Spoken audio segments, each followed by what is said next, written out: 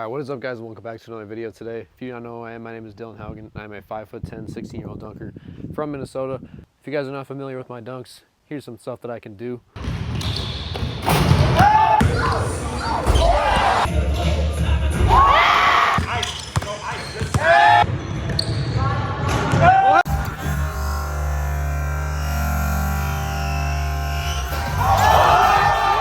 Yeah, basically the only reason, guys, that I can do these dunks at my height and my age is because I've been low rimming on rims this low since I was super young. But now that my vert has gotten higher into those 40s, I'm not able to jump every day because I produce much more force, and because of that, I get hurt a lot easier and I can't just jump every single day. So today, guys, we are going to be discussing ways that you can practice getting better at trick dunks on your off days. So nothing in this video is going to force you to jump or do anything. This is the way that I've been able to fuel my dunking addiction, by still putting the ball in the rim, but also not jumping and not tiring myself out, and most importantly, not hurting myself. So today's going to be all about getting better on your off days. The first thing that you can always do is just ball handling stuff. Anything, just moving the ball around is going to be super beneficial. Specifically things that are specific to dunking. So like, stuff like this. There's this one drill that Jordan Kilgannon does, where you go behind, between, switch, behind, between, switch, behind, between, switch, and just keep going. I'm not warmed up, so I'm not going super fast right now. I'm not going to give out all of Kilgannon's drills and stuff because obviously those are for him to show. But the basic specific thing that I'm going to show you guys is a standing low rim workout that I do 3 to 4 times a week. So looking at this rim right here, it's at around 7.5, probably a little bit lower than that. I can clearly dunk without jumping. So one thing that I find really fun is just literally going here and just working on dunking, working on finishing. If you're working on getting your first dunk, that's going to be super beneficial. Just practicing putting the ball in the hoop, obviously.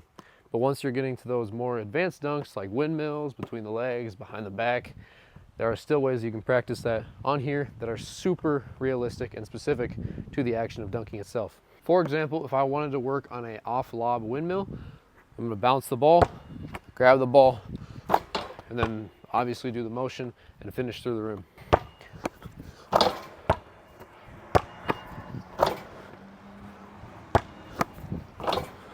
Been working on my left hand a lot, so that's what I'm going to be doing today. I'm going to be showing you guys all the left hand dunks that I'm working on and hoping to get better at. This is the way that I'm doing it. So again, simply bounce the ball, grab it, and then as fast as you can, finish through the rim. A common mistake that I see is people will do the bounce, they'll grab it, they'll do the motion, but then they'll slow down right here to get the ball into the hoop. You don't want to do that. It's not realistic. You're never in the air going to go like that. Like you don't have enough time to do that. So I'll make it as realistic and quick as possible. Just boom, boom, boom. Another very common mistake that I see when people are doing this is that they'll go and they'll do it and they'll throw the ball at the back rim because they're like too short to dunk it without jumping, basically. This miss right here is better than this miss right there. And the reason for that is if you're throwing the ball at the back rim like that, you are never going to dunk it. Whereas if you hit the rim right here, eventually, once you're jumping high enough to hit that dunk, you're going to hit it right here, and you're just going to push down, the ball will go through the rim. So you always want to make sure that when you're doing this, you're aiming to get rim stuffed. Obviously, you're aiming to dunk it, but if you can't quite get high enough, just make sure you're at least getting rim stuffed. And also know that you don't just have to do off lob reps. You can also do off dribble stuff. So for example, if I wanted to get better at my off dribble windmills to my left, I'd go boom, boom, boom. Same thing, just repping it out. Really focus on where you want to pump the ball. Again, keep it as specific as you can. So for me, I like pumping the ball around right here. So I'd go boom, boom, boom. Everything quick though. Ow. So those are the basics of a windmill. You can do this as many times as you want. I personally do like 10 reps of each way. So I'll do like 10 off lob, then I'll just do 10 off dribble. Obviously, these are not the only dunks you can do. So the two other ones that are obviously very common trick dunks, not common, but you see them quite often, are between legs and behind the back. So for those, it's going to be the exact same thing. For between legs, you're going to bounce the ball, either grab with 1 or 2 hands, whatever you feel more comfortable with. For me, again, you want to keep it as specific as possible. So for me, I like grabbing my lobs with 1 hand because you can get the transfer around quicker as long as the lob is good. So I bounce the ball, grab with my right, get my left hand under, finish through the rim. Again, you don't want to go slow at all during this. Just bounce the ball, and then it's immediately. This is another thing that you can do off dribble. So again, practicing going boom, boom, here. Exact same thing, but fast. Oh, so we're working on this. So it's a good miss. We'll take it. Another thing that you can do is kind of switch up the angles that you're going from. So for example, sometimes you're gonna do between legs right from the middle where I was doing it, whereas sometimes you're gonna do it from right here, coming from this side. Or you're gonna be coming in from right here. So pay attention to where your like takeoff angle is for every specific dunk. And again, try to replicate what you want to do when you're actually going for that dunk as much as possible. Same thing for behind the back. Bounce, catch, dunk.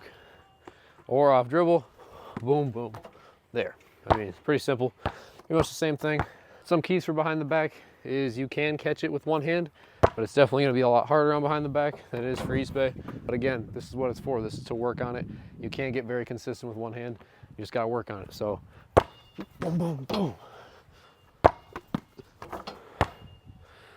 Not a satisfying make, but hit the top / front of the rim, which is good. Then you can obviously do the same thing, but catch with two. And once again, off dribble. Now again, depending what you want to work on, you can do about 10 for each of these. 10 good makes I like to do. So for example, if I go up for behind the back and go like this, I wouldn't count that as a rep. Sometimes I count these ones where it hits right here because that's super close. But a lot of the time, I'm obviously aiming to make the dunk. Now, unfortunately, you can't do this drill for every dunk, such as under both. This right here is not the easiest to do. I mean, you can do it, but it doesn't work the same. One dunk you can work on is scorpions. Obviously, this is a dunk that not too many people prioritize. Would like to see more people prioritize it though. Going up and just trying to find the rim.